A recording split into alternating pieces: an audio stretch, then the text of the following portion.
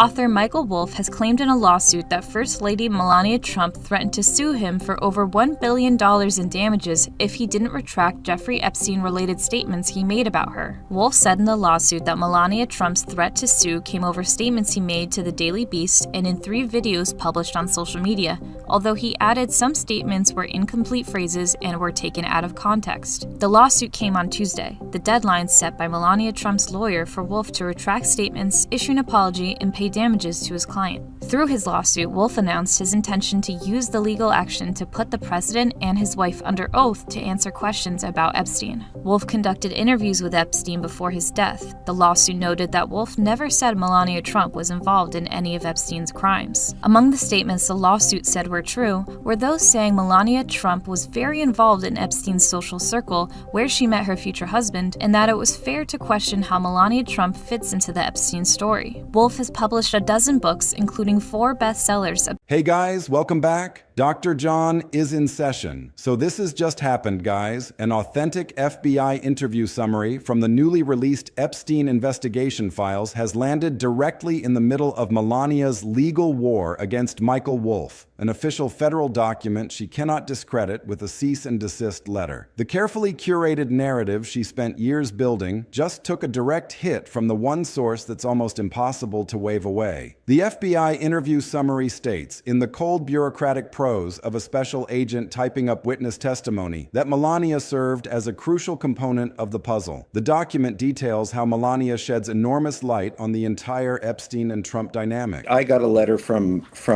him saying, you gotta not talk about Melania and Trump, or we're going to sue you for $1 billion. Before they could sue me for $1 billion, and the likelihood is that they probably had no intention of suing me, that this was just an effort to intimidate me. But before they could do that, we went into court and sued them in New York State under laws expressly against using the libel statutes for the express purpose to intimidate legitimate speech. So that happened. We filed that suit on October 22nd.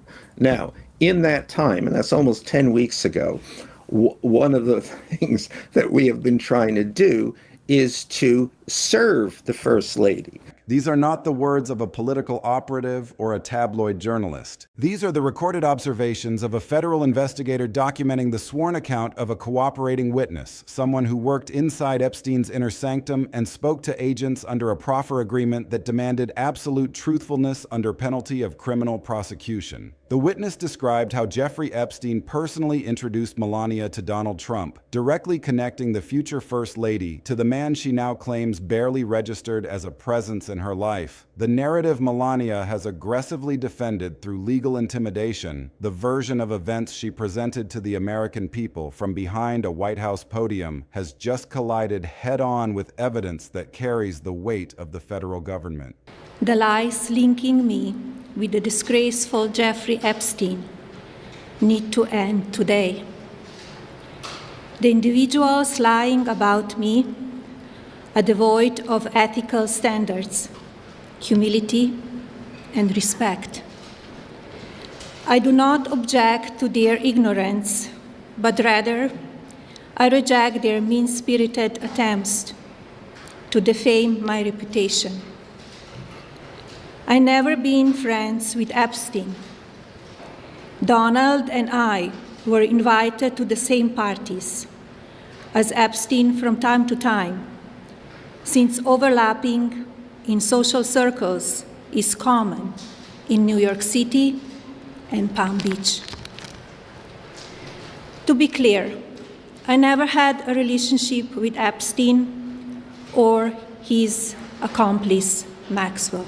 To understand why this moment is so explosive, you need to grasp the full scope of this legal confrontation. Michael Wolff is not some reckless internet provocateur who stumbled into a story too dangerous for his experience. He is the investigative journalist who cracked open the Trump White House with his book Fire and Fury, a work that sold millions of copies and exposed the administration's internal chaos with surgical precision. When Wolff turned his attention toward Melania Trump and her connections to the Epstein network, he applied the same methodology that built his reputation. He cultivated sources, secured documentation, asked uncomfortable questions, and reported exactly what the evidence suggested, regardless of how many legal threats arrived in his mailbox. Wolff conducted extensive interviews with Epstein himself before the financier's death, and he has been pursuing this story with the tenacity of a reporter who knows he is sitting on something significant. He is not guessing, he is not speculating, he is methodically assembling a case built on documentation and first-hand accounts. The moment Wolff's reporting began connecting dots that Melania desperately wanted to remain disconnected, her legal machinery responded with characteristic ferocity. This is the Melania playbook refined over years of practice. When a journalist or media outlet gets too close to questions about her relationship with Epstein, they receive a letter. Not a polite request for a correction, not an invitation to discuss the facts. They receive a legal communication threatening defamation, damages so astronomical they would create serious financial strain for any individual or organization. The Daily Mail received this treatment and ultimately capitulated, issuing a public apology and retraction to make the legal pressure stop. The Daily Beast faced the same approach. Various commentators and book publishers discovered they were targets of the same coordinated legal strategy, all designed to communicate one unmistakable message. Mention Melania and Epstein in the same context and expect to face devastating financial consequences.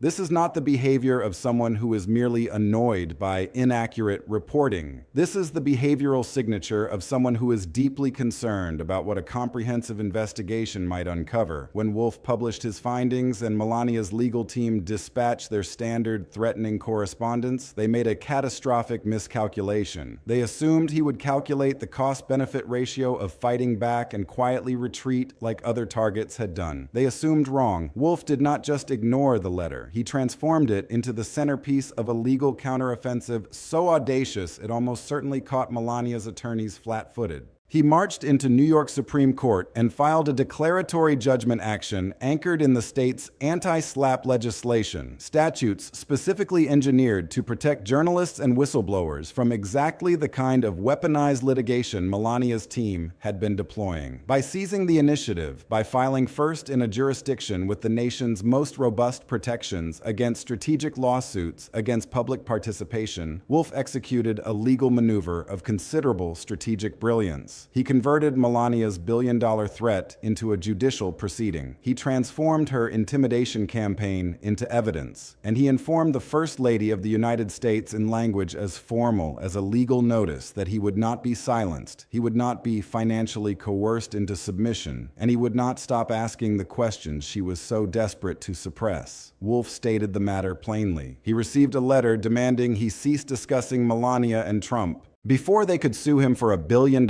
he went into court and sued them first. This fundamentally altered the power dynamic of the entire dispute. What happened next in this legal chess match reveals more about Melania's defensive strategy than any press release ever could. Once Wolff's lawsuit landed, her legal team faced a binary choice. They could engage with the substance, argue that his reporting was factually erroneous, and fight him in open court using evidence. Or they could pursue a familiar legal tactic employed when the facts are problematic. They could obstruct, delay, and attempt to move the battlefield to friendlier terrain. They chose the obstruction path with almost mechanical predictability. Melania's lawyers approached the federal judiciary and requested that the case be extracted from the New York State Court, where Wolff had strategically positioned it. This maneuver successfully transferred the proceedings to the United States District Court for the Southern District of New York, landing on the docket of a federal judge. This was not a neutral administrative adjustment. This was a calculated move specifically designed to weaken Wolff's legal protections. New York State anti-SLAPP laws provide robust shields for journalists. Federal anti-SLAPP provisions offer considerably less coverage. By shifting the venue, Melania's legal team deliberately eroded the very legal protections Wolff had raised, and they executed this maneuver with full awareness of what they were doing. But the procedural political gamesmanship did not conclude there. Melania's legal team then advanced an argument so questionable it would strain credulity if the stakes were not so significant. They claimed that Melania had never been properly served with the lawsuit papers. Let the implications of that claim fully settle. The First Lady of the United States, one of the most photographed human beings on the planet, a woman who moves through the world perpetually surrounded by a Secret Service protective detail, argued to a federal judge that nobody could locate her to hand her legal documents. Wolff addressed this assertion with the bone-dry sarcasm it deserved. He noted that encountering her on a public sidewalk for casual service of process was logistically impossible, and that strolling into the White House to serve papers was equally fantastical. The woman who has dispatched legal threats across multiple continents to silence critics was suddenly, conveniently, a person who could not be found. This service dispute became yet another layer of delay, another procedural hurdle carefully designed to exhaust Wolff's resources and patience before he could ever ask a single question under oath. Then came the Florida maneuver, perhaps the most revealing strategic move of all. Not satisfied with merely escaping the New York State anti-SLAPP regime, Melania's legal team pushed aggressively to transfer the entire case to the Sunshine State, where she and the president maintain their official residence. On its surface, this appeared to be a routine dispute about proper venue, but context transforms the analysis entirely. Florida, in this particular legal landscape, carries an extraordinarily specific implication. It introduces the possibility of the case landing before a judge appointed by Donald Trump. Not just any Trump appointee, but the specific possibility of drawing Judge Aileen Cannon, the same jurist whose handling of the classified documents prosecution against Trump generated significant examination from legal observers across the ideological spectrum before she was ultimately removed from that matter. The notion that Melania's legal team was engineering a pathway toward a particular courtroom is not a conspiracy theory. It is a logical interpretation of a deliberate legal strategy. Wolff himself identified this publicly, pointing directly at the Trump-appointed judge angle because he understood precisely what the Florida maneuver represented. It was not about geographic convenience or judicial efficiency. It was about seeking the most favorable adjudicator available. Wolff has contested every dimension of this procedural battlefield. He filed a detailed opposition to the motion to dismiss while simultaneously moving to remand the entire case back to New York State Court, arguing that the removal to federal jurisdiction was legally defective from the moment it was executed. His position has remained unwavering throughout. This case belongs in New York, where the law is specifically constructed to protect journalists from precisely the kind of legal pressure Melania has systematically deployed. Both motions are now fully briefed and resting on the judge's desk, awaiting a ruling that could fundamentally reshape the entire architecture of the dispute. The case has survived every attempt to kill it. It has not been dismissed. It has not been transferred to Florida. It is alive. It is advancing through the judicial process, and it presents genuine legal risk to the defendant. Then came the moment that electrified everything. Melania Trump walked into the grand foyer of the White House, positioned herself behind a lectern, and delivered a prepared statement to the nation about Jeffrey Epstein. She declared with rehearsed conviction that she was not his victim. She insisted categorically that Epstein did not introduce her to Donald Trump. She characterized her proximity to Epstein as nothing more than the incidental overlap of social calendars, the kind of glancing contact anyone navigating elite circles in that era might have experienced. She described her critics as engaged in vicious defamation campaigns. She labeled their reporting as lies, pure and simple. She claimed she was never friends with Epstein, that she and Donald merely attended the same parties from time to time since overlapping in social circles is common in places like New York City and Palm Beach. She stated with emphasis that she never had a relationship with Epstein or his accomplice Ghislaine Maxwell. She dismissed her email correspondence with Maxwell as nothing more than casual pleasantries,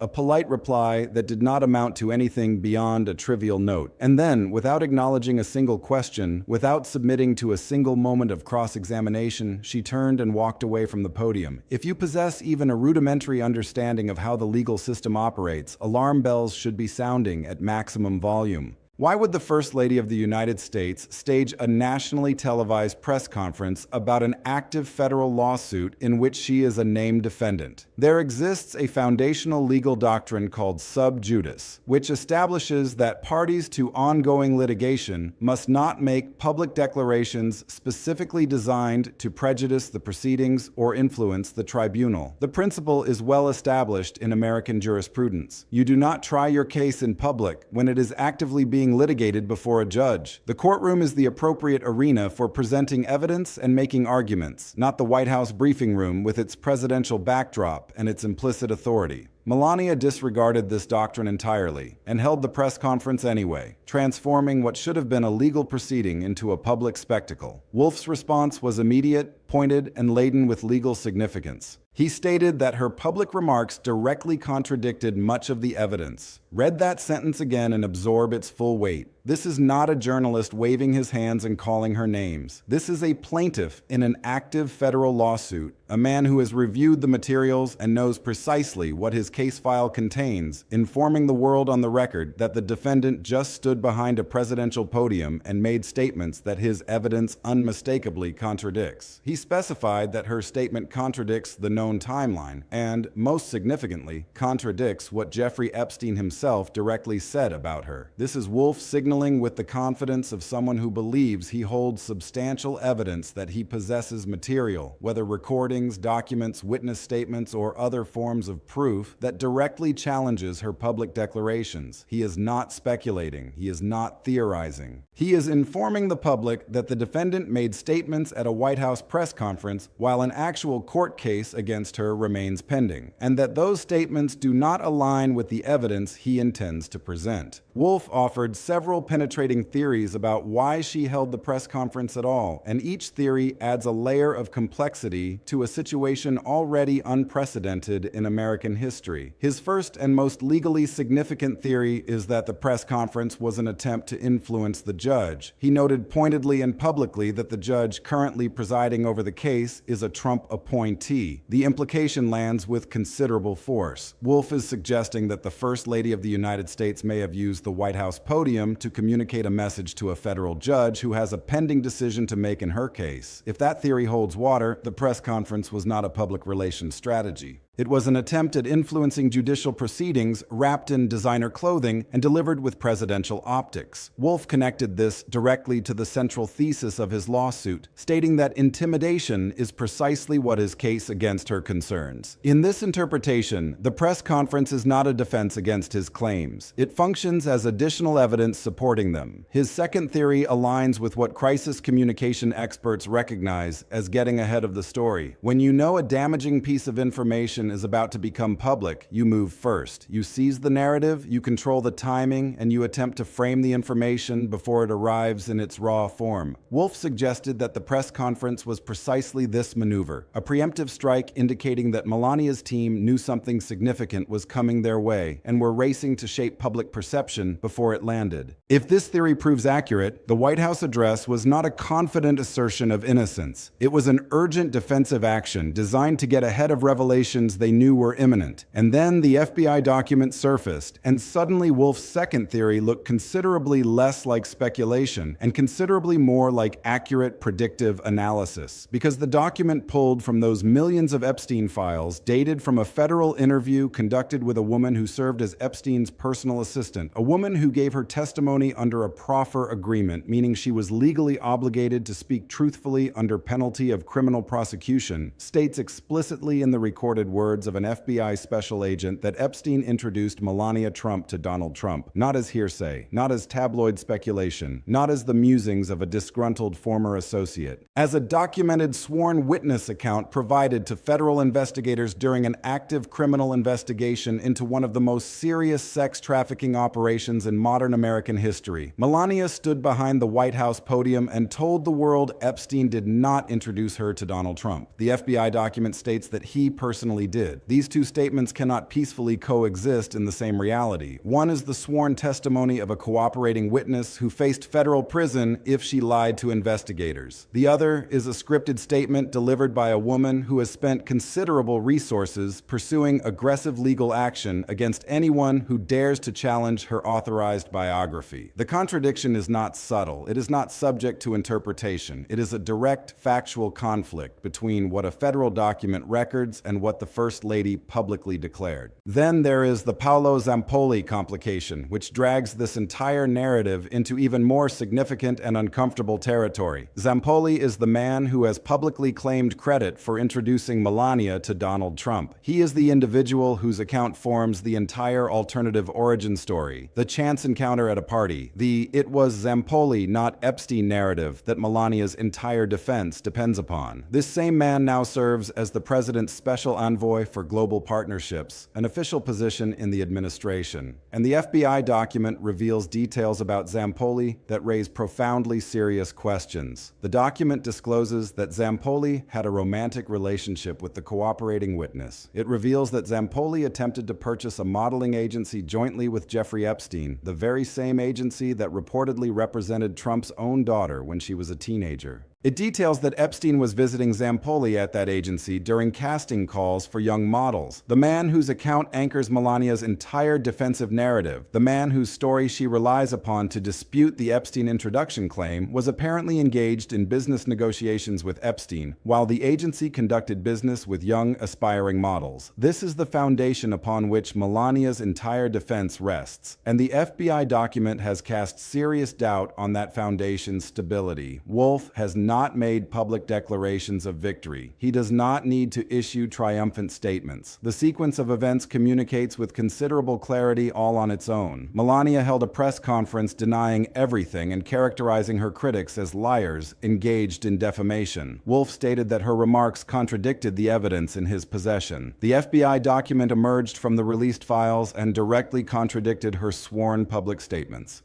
The document simultaneously raised troubling questions about the credibility of the man whose account supports her alternative version of history, and the lawsuit that Melania's legal team has spent months trying to dismiss, transfer, delay, and neutralize through every procedural challenge available is still sitting in federal court, alive, active, and advancing through the judicial process. Every motion, every venue dispute, every claim of insufficient service has bought her additional time, but none of these procedural maneuvers have made the underlying evidence disappear. The photographs still circulate in the public domain. The social connections remain extensively documented. The threatening legal letters are preserved in the public record for anyone to examine. And now the FBI document exists, a government-generated piece of evidence that presents a direct and substantial challenge to her public statements. Wolff's third theory about the press conference is perhaps the most psychologically penetrating of all. He suggested with considerable candor that Melania harbors deep frustrations with her husband, that Donald Trump is fundamentally connected to her current legal difficulties, that his world, his friendships, his extensively documented social connections with Epstein are what brought her into proximity with the most legally toxic name in recent American jurisprudence. And now, as Wolff frames the situation, Trump is engaged in activities that create serious complications for Melania's carefully constructed public identity. Wolff's interpretation of the press conference is that it was not purely a defense of Melania at all. It contained elements of a signal, an implicit communication that the man whose associations created this entire predicament deserves his own share of scrutiny. Under this reading, she used the White House podium to quietly, in the coded language of her prepared remarks, suggest that her own husband's connections warrant examination. If Wolff is correct about even a fraction of that interpretation, what occurred at that White House podium was something genuinely remarkable in the context of the American presidency. A sitting First Lady using the most prominent platform available to her to subtly indicate that the man occupying the Oval Office deserves precisely the same scrutiny she is currently receiving. receiving. That transcends ordinary political commentary and enters territory that suggests profound internal tensions within the administration itself. The legal proceedings continue to unfold. We do not yet know how the judge will rule on the competing motions currently awaiting decision. We do not know whether the case will remain in federal court or be remanded back to New York State jurisdiction. We do not know if the Florida transfer strategy will ultimately succeed or fail. We do not know the complete inventory of evidence Wolff claims to possess in his case file. We do not know what other information may still be contained in those millions of pages of Epstein files that remain unexamined or unreleased. What we know with certainty is this: a journalist refused to accept the billion-dollar threat and retreat into silence. He filed suit against the First Lady of the United States. She responded by holding a nationally televised press conference about an active federal case, a move that legal observers recognized as highly unusual. Her opponent immediately declared that her public statements contradicted the evidence he holds. Within a compressed time frame, an FBI document surfaced that validated the core questions Wolff has been raising throughout this entire saga. And the case is still progressing through the judicial machinery, still carrying with it the potential to require sworn testimony from people who have expended considerable effort ensuring certain questions were never asked in formal legal settings. Melania Trump has constructed her entire public existence on the premise that the story she authorizes about herself is the only story that matters, and that anyone who dares to tell a different version will pay a substantial financial and personal price for their temerity. Michael Wolff examined that price tag, calculated the risks, and refused to retreat. The emergence of the FBI document now suggests with increasing force that his refusal was justified. The questions that Melania has devoted significant resources attempting to suppress are doing what uncomfortable questions invariably do when the evidence begins to align against silence. They are continuing to surface, continuing to demand answers, and continuing to exert pressure on the carefully maintained facade. Whatever happens next in this extraordinary legal confrontation, however, the judge's rulings reshape the procedural landscape. Wherever this case ultimately travels through the American judicial system, one thing has become increasingly clear: the truth has a way of emerging, and no amount of legal intimidation can permanently contain it. Stay connected to this story, because when that judicial decision arrives, when the next revelation surfaces from those files, every dimension of what this means will be broken down right here.